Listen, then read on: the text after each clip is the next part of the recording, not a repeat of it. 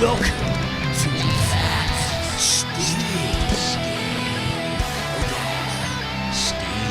No Dorks. Ladies and gentlemen, we're back. They said we would never be back. Nick, guess who tried to stop me from being back this week? Oh, who, Brett? Who? Who tried to stop me? I was going to say the tree that I jumped into last week. That stopped me again because it has stopped me from work all this week. All the guys are giving me so much shit. They're like, did you just jump into a fucking tree on the weekend because you were bullied by a bunch of 12-year-olds? And unfortunately, the answer is yes, Nick. Yes, mate. Now, you've been working. I've been going down there by myself, just riding the tracks. Man, I can't tell you how much these little kids rip on. When we were there, they weren't even doing like the big jumps. Like that, I saw them clear like a I don't know, 5 to 10 meter jump. I don't know how big it is. It's that big one that's like the size of this room. It's fucking huge. And not only that, they were doing the jumps and they're just blatantly ignoring me, like not even giving me any time. Like, fuck this cunt. They're like, who is this old pedo dork? We don't give a fuck about him. Man, it is so frustrating because I'm like the nerd. I'm like, oh, hey guys, and they're like, hey, yeah. what's up? Like, no. You guys got any cool Tarzos? Like an old fuck? Get out of here, old man, Yeah. It's a bit of that. And, but one of them stood on the end of the double. Like, this was so funny. Stood on the down ramp of the double. Yeah. And waited for his mate to jump. Then he jumped out of the way of him. And then his mate that's in the air tried to clip him with the back wheel of the tyre. And then they had a big row after that. They're like, fuck you, man. You shouldn't have been standing on the thing. So basically what you're saying is this little kid, he was trying to psych out his friend. Yeah. Trying to psych him out on like a huge jump. Mate, it was so brutal. Man, so we've seen this week, I've been out working my little tushy off in the forest, limping around, trying to pick up these power lock cables, which weigh about 40 kilos, and I have to throw them on my shoulder. So it's like resting on my arm and my rib. So I'm like, oh, just like an absolute coward. But I believe you've joined the injury club, Nick. Yes. I fell off the bike. I tried to do a big drop. I saw it. It was so fucking good. And then I bruised my leg so bad. Like, I really fucked it. Like, it's a bruise. I don't know. It's as big as, I don't know, a cucumber. It's right there huge. as well, isn't it? Yeah. It's right on the inner thigh. You showed me before, and I was like, "Is this guy trying to show me his hog?" But it's a rank. Yeah, it's rank. Yeah, I had to move the hog out of the way. So you basically, it looked like you were jumping off onto a walkway to an oval? Onto a field, yeah. It was so good, man. There's this field near Abbotsford, and it's just got the walls increasingly gets bigger and bigger and bigger, like higher and higher and higher. So you can go, oh yeah, I'll go the small one to practice. Yeah. And you just go a little bit higher. But man, jumping, I've learnt, it's unless you get to the real big jumps where you got to compensate for wind and all that shit. Really, a lot of it's in your mind. Because I've been hitting that big one that we were trying, the one that goes over the thing, and I'm like, don't hit it too fast. Don't hit it fucking at the peak where it really sends you up. Yeah. But I did hit it quite fast, and you just got to hold on. But I noticed when I did that drop one where I fell off in the video, that's like I'd given up before I even got to the tip. There was this good thing on about psychology and the way that people attack two things. There's two big wave riders. And there's a documentary on them, right? Yeah, those guys. Yeah. And one of them, like, they scan his brain or some shit. I don't know what's going on. That. One of them thinks about it, calculates the risk, and then goes, yes, I can do it. And the other one just doesn't think at all, and he just does it. Either like, hey, jump off this diving board, which is he's never jumped off before. It was like 20 fucking meters in the air. And he goes, yeah, okay, and just does it. Yeah. So it's kind of like that psychology. And I always try and get to that. Whenever I do something stupid, I try and not think about it, just fucking do it. Yeah. That's why I didn't tell you before when I was going to hit that jump, because I was like, I've just got to do it. And if I had time to think about it, you might have said something that would throw me off, and I didn't want to, Anything you got to do that's like really crazy like that, that's really needs you to commit. Like, I remember when I was first dropping in on the skateboard, I was like, that you've got to like commit everything and just have no backup. Yeah. Like you just got to go, yep, I'm going in. The moment you hesitate, that's when you fuck yourself up. The moment that you think that I mean, we're acting like we've just been on the X Games all week or some shit like that. And we're pros, but even the simplest thing, you just need to go 110% because as soon as you go 80, that's when you hurt yourself. Yeah, man. And jumping's kind of, it's easier than it looks. It's hard, but it's only hard due to mind stuff. Yeah, I think it's easy once you're just holding on. When you go, I need to slow down, and no, you need to go faster. Like the faster you go, the more you're going to clear it, you know? Like the second time I jumped that jump, I had less speed and I nearly didn't even get over because of the speed. So, yeah, because I braked when I hit that fucking berm. So I shouldn't have done that. So faster, better, don't think. Don't think, yeah. Don't think. You've heard it here, flat stick. Go faster, go harder, and don't fucking think. Do not think. Not for 1 second, all right? That's how you get to be as successful as us by having a podcast. The funniest thing ever, though, man, is I went there by myself, right? There was no one else there. Oh, yeah. I was just there by myself. I thought I'll just go around. It was a little bit wet, so I was like, I didn't want to ruin the jumps or anything. And then this kid just rocks up by himself, right? Anyway, he shows me how to. He's doing the little rhythm run thing, and he shows me a different angle, right? I ask him, I'm like, man, is this the right way to? He's ignoring me the whole fucking time, and then he goes, yeah, this is a better way to go into it, and he's just like, I could just tell he was thinking, there's something fucking off about this guy, right? Just something. He was so hesitant. And I was like, man, could you film me? Because I always thought I was going all right around the rhythm run, right? Yeah. This little rhythm. It's a series of jumps. You know, you go around a berm. It's pretty sick. And I thought I was going pretty good. It felt like I was going fast. Man, when you look back on footage of you doing it, holy shit, it's slow. Like, I was too ashamed to post it on Flat Stick. Oh, really? It's so slow. I was like, this is terrible. Even when we did the jumps last week, which we fucked ourselves up with on the first day, we were showing 90 in the bar, us jumping that thing. And I was like, this is not a clear representation of how fast we're going. Yeah. Which actually brings us to the next point, because we're about to have a chat with David Walsh, who won the Finke in 2019 and 2020 fucking won. Yeah. And there's footage of him, which freaked me out. There's drone footage of him racing, and it looks like he is going so fucking fast. But having known that about footage, it means he's actually going twice as fast as we think. You know what I mean? Yeah. That's what's scary. Because every time I see footage of myself, even when we're doing our little fucking off-road adventure that we did on the Border Bunch, everything looks slow as shit. Yeah, so how fucking fast are these cunts going, you know? For sure, man. Yeah. You just got to pin it. Get the shot. Get the shot. Every That's time I'd see a camera, I'd slow down and wave, and I just look like a grandma. Like, damn it. It's just like, oh, here comes driving Miss Daisy again, you know? Fuck. Yeah, man. So it was really funny, though. But, man, it is so hard to go down there. It is such a thing where everyone is better than you at the thing. And, I'm used to that. I'm shit at most things. I was going to say, but for them to be like 10 times better, to like, I can't even do the small jumps. I think it's like so humbling. It's like comedy, you know.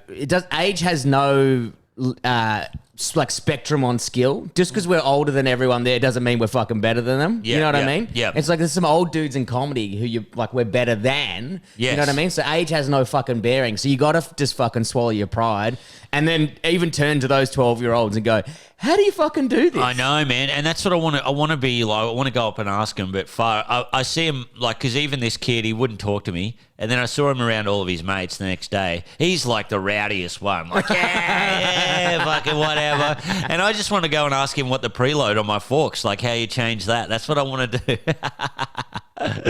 Oh man, looks like we've got our guest. Yes, our guest has just joined. So, ladies and gentlemen, we're going to have a quick chat to David Walsh. Enjoy.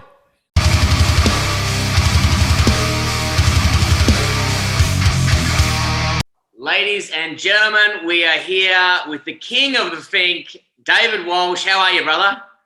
Yeah, I'm good, thank you. Thanks for having me on the show. Oh man, we're the Flat Stick Boys are very excited to have you. You're our first big name guest, I think, besides us. Yeah, we thought someone was trolling us. We thought maybe you were some billionaire guy in Africa trying to get us to join something. Yeah, trying to take you for all your money.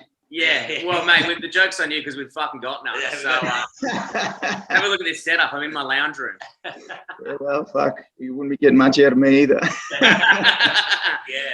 Man, so can you tell us through, like, what was it like? This is the second year you've won Finke. There was obviously the gap because of COVID. What was it like being back out on the track for the first time? Did you miss the vibe?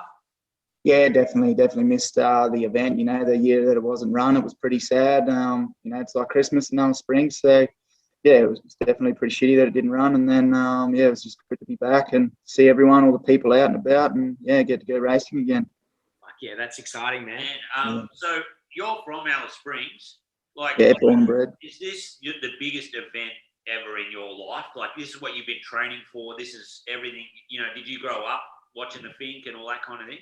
Yeah, so I've been camping since I was 2 years old, watching the event, and you know, always wanted to compete in it, but never thought I'd be lucky enough to sort of be up the front battling for a win. So pretty stoked to be able to, you know, have my name on that trophy alongside some people I've watched over the years, and yeah, really been, you know, pretty big fan of it myself. So it's good. Oh man, that's just so amazing. What kind of preparation do you do for? Because like it must be brutal. Like, do you sleep on a bed of nails?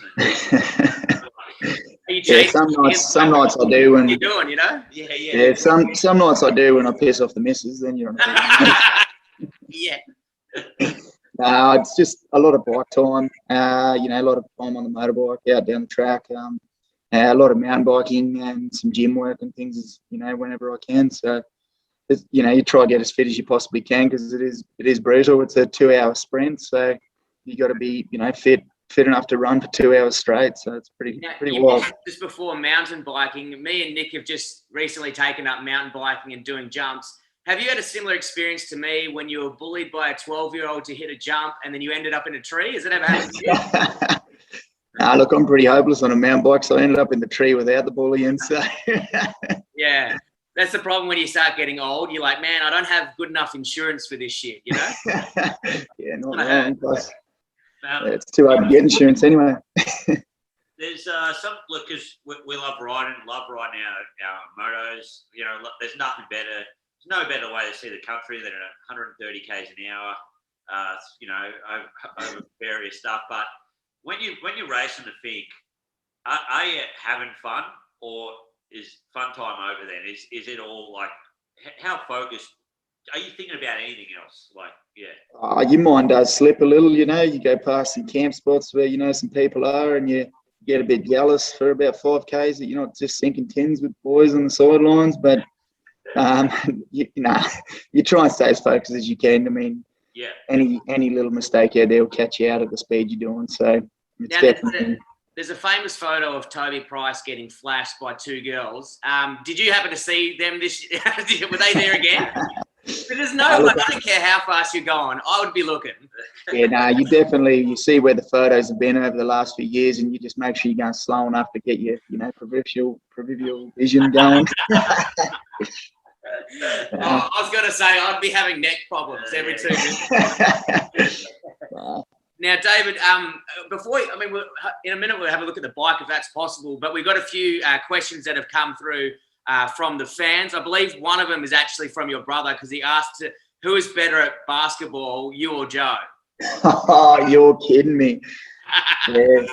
You're getting a towel up every time, Twisty. So my little brother's nickname's Twisty, and we've got a bet that when he turns 18 years old, we've got to go 1 versus 1, and the winner gets $1,000. So Jesus Christ. He's nearly taller than me now, and he's only just turned 14. He's nearly taller than me. So hopefully I'm not too banged up by the time he gets to 18 to still give him a touch up on the basketball court.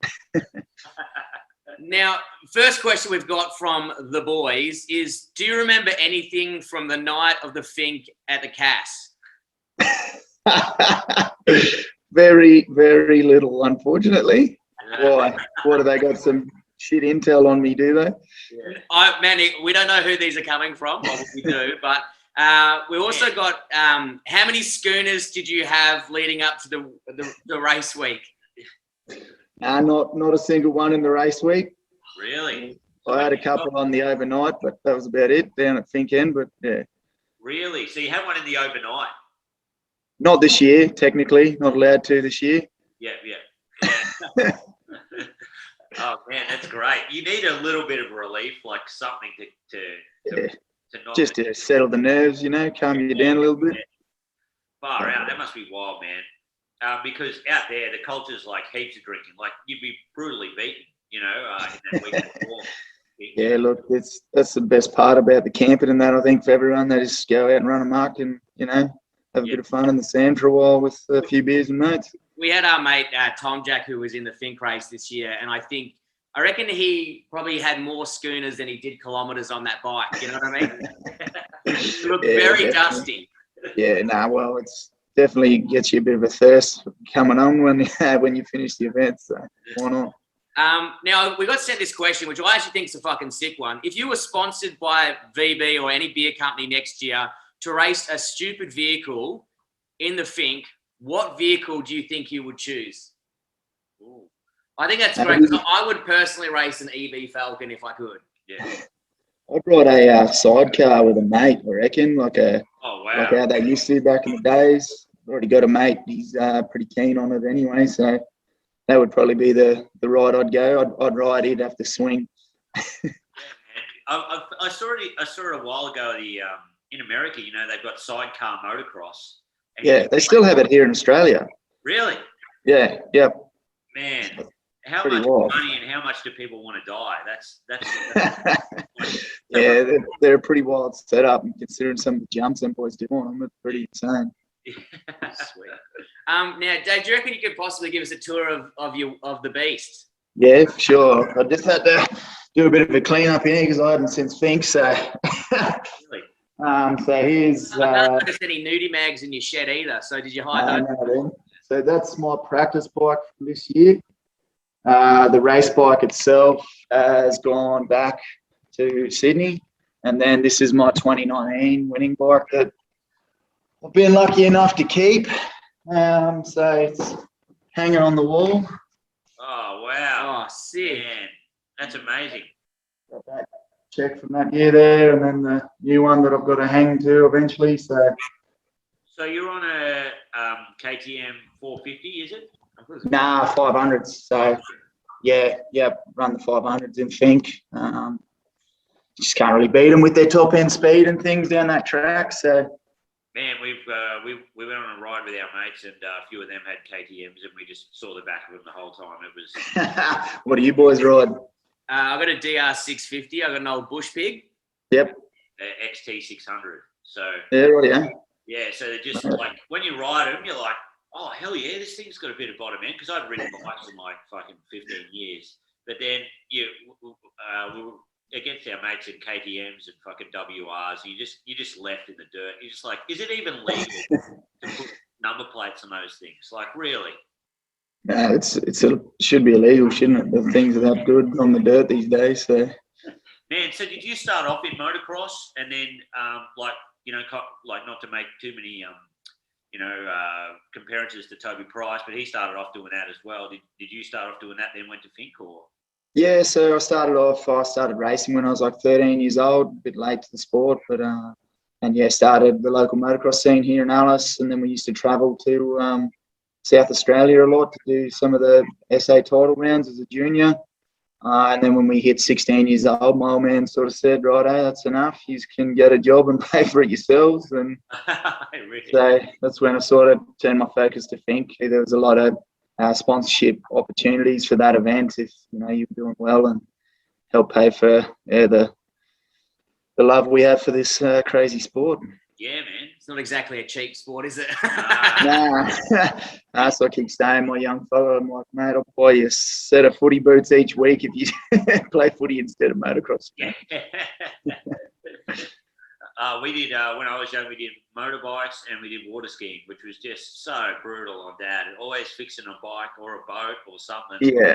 Terrible. It's like, man, hockey, something just to stick. That's great, Yeah, something a bit easier, a bit cheaper, less maintenance.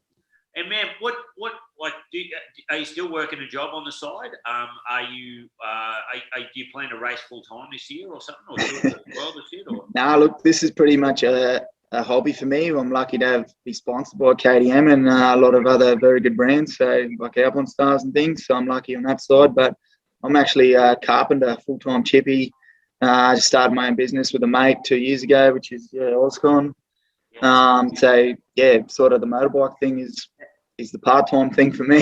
So. I'm actually so happy because you're like, it's part-time and I've won the Finke twice. Second, like, it's just cool as shit, you know? That is awesome, man. Like, it's pretty cool. Like, so it's definitely though a hobby for me still, which, you know, to be able to mix it up with the best in the country is pretty awesome thing for me, considering it's my second job basically.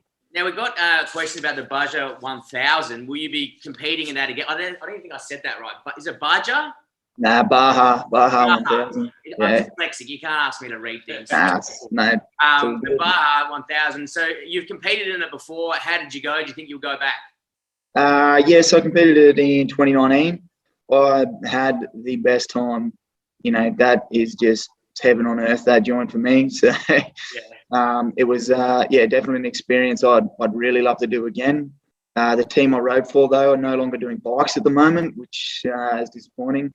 And then of course with all the COVID bullshit going around, it's a bit hard to get over there and then come back with commitments, you know, with work and things. You need too much time off, which I can't really afford to have, especially a young family and things. But that event was something I would always want to do again, or just get over there and do the tours or something like that, because it's just insane countryside.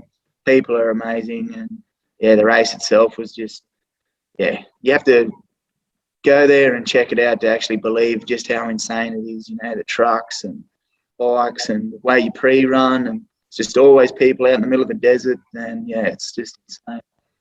Fuck yeah, man. So amazing. I just love it also that you would go to a race like Baja or the Finke and then just get yelled by an old lady on Monday for not doing her cupboards right or some shit. Look, this year after getting the win again, I definitely had because we call it Shit Kit Tuesday. It's like Mad Monday for the footy players, but on Tuesday we go to a local pub here, restaurant, and just find the worst outfits you can find and get stuck in on the piss. So I went as Hulk Hogan this year, and I was pretty dusty on the Wednesday. Not too productive on the work side. Nah, look, my offside, he was pretty good about it, so he held down the floor for me for a couple of days, and got stuck in. So what's your you're just gonna keep working on your business? If a race comes up, you're gonna do it and stuff like that, or how do you keep fit? Like, are you gonna go? Look, it's a pretty good gig I've got. Finke's mainly the only race that I'm contracted to do. So anything else I do after that, it's just for fun. Whatever else I want to do with mates. Yeah. So normally the 6 months leading up to Finke, from January, I'm training my ass off as hard as I can, and then the last 6 months of the year, I sort of just kick back and relax and just go riding for fun with mates. There's no real serious side to it, and just sort of enjoy it. So, you get your time in to relax, and then come January again, you're back into it as hard as you can go for another 6 months. Sweet, man, amazing. Man, thank you very much for joining us, Dave. We really appreciate your time. Before you go, though, one final question: Holden or Ford? Holden. Oh! Damn it. Sorry. We have to cut this interview, man. That'll be the last interview I do with you boys, eh? Man, thank you very much for joining us, David. We really appreciate your time. All the best for next year, and we hope to see you on that podium again. No worries. Thanks heaps, boys. Thanks, Zach. Top work, mate. See you. Bye. Yeah.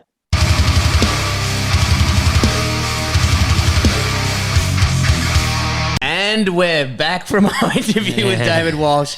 Dude, I don't know about you, but I was actually fucking nervous. Yeah, you seemed nervous. I was shitting. I was like, and then of course I even said Baja. Fuck, I got the names wrong. You got the name. I was shitting bricks. I had all these questions written. I think I sprayed 50 questions at him at the same time. He's a champion. Oh man, a guy so humble. Yes, like that guy's like a true racer. Man, you know, like not taking anything away from the pros that do it full time, but just a dude, chippy during the week, fucking king races, on the weekend. Yeah, races the biggest race in Australia, wins it. Yeah, it's nuts, dude. Nuts. It's so cool. Just such a chill dude, such a nice guy. I love that. That's his hobby, and he's a champ at it. Yeah, because our hobbies. We fucking suck at it. Yeah. And we have no actual skills during the week either. So we're like a double dipshit threat, you know? Oh, it's just insane, man. That was so great to talk to such a champion, to be able to get him on the line. Once again, I absolutely thought we were being trolled. Yeah. When he wrote back to me, I was like, oh, fuck. This is actually happening. This is actually happening. But it was so great. Man, I really hope we can make it to Finke next year to just check it out. There's no way we're not. We're Team Walsh. We're heading down. We'll flash our titties to him. It'll be sick. You know what I mean?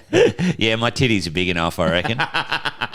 Man, he's like, did David just spew up on that bike? After he goes past us too, you know? Now, Nick, it's our favourite segment. We're back. You are on a hot streak at the moment. You've just come from, I think, 2 wins. Yes. You're 2-0. Yes. I'm hating this, but we are in the segment, the Squirt Off. Are you ready for this week, Nick? Yeah, let's do it. All right, brother.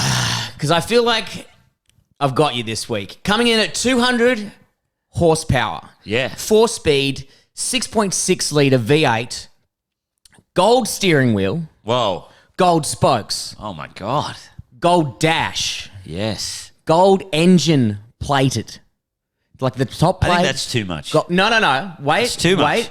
It was built to compete with the Mustang. I am talking about the 1977 Pontiac Trans Am Firebird. Fuck you, man. That's a good one. This isn't good. Yeah, it's a good one. Because this is one of my favourite cars. Man, I'm fucking so glad I've ruined it for you. It makes me even happier. The 77 model was... the golden bird on the front. The golden bird on the front. It was in Smokey and the Bandit. Yes. The TV series, which I've never fucking seen or care about. I forget what they called that genre. Because Burt Reynolds, he produced it and made it. Yeah. And that started like, I forget what they called them, like bro movies or something like that, like 70s. They were muscle car movies. Man, there were so many muscle car movies back then. After then, there was heaps, you know. But yeah, that's started that genre of Burt Reynolds. Was Smoking the Bandit about 2 bootleggers or some shit? Yeah, something and they like used that. Who knows? It's all the same shit. A fun fact about that car is the sound from that engine from Smokey and the Bandit wasn't even from that car. Oh, really? Yeah, it was from a 1955 Chev, which fucking rules. That's sick. But man, the Firebird is fucking beautiful. It's so beautiful, man. And I tell you what, I love the 80s ones as well that are real boxy. Yeah. And look as dorky as shit. I think I do love those. The first was 1967 it was released, and then it kept going in production till like 1980 something or other. Oh, man, yeah. The Kit one, the one that Kit is based off. Oh, right. Yeah. That one's a really cool model as well. Fuck yeah. And there's a dude from Perth that's made Kit. Like the fucking, Knight Rider. Dude, is he like the dorkiest cunt going? Oh, man, I don't know, but it looks awesome. It's even got the little red. It's a part of me that just hates it. It's like there's a guy who works with me. I got to wipe my nose. Oh, right. I got the COVID. He's got the COVID again, ladies and gentlemen. You know I'm not editing this out. But there's a guy I work with in the film industry who's got a lot of money because he's a gaffer. Him and his son, who's also a gaffer, rebuilt the DeLorean. Oh, really? Yeah. Mate. And it makes me just go, no. Well, I've got a little surprise for you later. Okay. Got a little surprise. All right. What are you hitting me with this, Nick? Okay. Far out, man. That's pretty fucking unfair. Man, you went the EB 2 weeks ago. You know that's unfair. You know that's going to win automatically with our fans. But I do have something that might beat it. Okay. This bike dominated and won the most AMA titles of the American Motorcycle Association, right? A dirt track. So Harley Davidson had made the KR, right? Yeah. Which kept winning dirt track, kept winning motocross, kept winning everything, right? But then they had to they let Japanese models in and they let Norton in and everything like that, right? So they needed to make another bike to compete with it. And then they made the XR 750, right? Now, this thing won the most races in the history of the American Motorcycle Association. There's a dirt track one built, and then there was also a superbike one built. Yes. Yes. And the best thing about this motorbike is it was used in motocross, but also it was used by the king. Elvis? Close. It is the Elvis of extreme sports, is Evel Knievel. Yeah. He is the Elvis of extreme He is sports. the Elvis. I will wear that, yeah. And, yeah, man. Is that what Evel Knievel used to jump? Yes, man. It's probably the only Harley Davidson I like. There's one in Brunswick, there's Harley Davidson Heaven or whatever, where you can look in the museum of all the old Harleys. Oh, is that only local, is it? Yeah, it's in Sydney Road, and they've got an XR 750 there. Fuck yeah. And it blows your mind, brother. I'm feeling like a flat stick road trip's about to happen. Man, it is a sick bike. Yeah, and man, he jumped. What, he made a couple of records on it. He did 129 feet over 19 cars in 1971. Do you reckon he commits? Do you reckon he would be intimidated by those 12-year-olds? I reckon Evil would have a lot on his mind. Like, he'd have wind factor and all that. Well, actually, it's the 70s, man. His bike probably weighed 400 kilos. Yeah, and he would be high as fuck off coke. Yeah. Just not giving a shit about Not anything. giving a fuck, just hitting it. Yeah, and then he jumped, 13 buses, then jumped 14 buses. And he had that world record for like 25 years. That was like 133 feet. Jesus So Christ. it's just insanity. Considering this bike, man, the shock absorbers on this bike, your DR would have a better shock absorber. And this dude's jumping like 14 buses. And just to remind everyone that the DR is fucking awful. Yeah. And it hurts like fuck. Yeah. But like, man, these bikes were not built like, the down ramps are so big. Like, you've got to get everything right, you know? Fuck. Did Did Evel Knievel die? I can't remember. I can't. No, I don't think so. I think he just stayed alive for a bit and then died of old age. Yeah, but then, If the ramps don't get you, time will, eventually. So, there you go, man. The XR 750. Man, we got the Pontiac versus the XR. It's a real American muscle showdown. Ooh, who's going to win? Real American muscle showdown. Nobody knows. Nick, do you have time to do your Ripper of the Week, or you want to leave it there for the week? I can do Ripper of the Week. Yeah, why not? I bought it with me. Or do you want to go straight to my favourite time, which Man, is... I would like to race dirt track. Really? It'd be so good. Man, Dirt track would be pretty cool. Like, because they've got all hotted up Harleys and all that, and they just ride them around the dirt flat.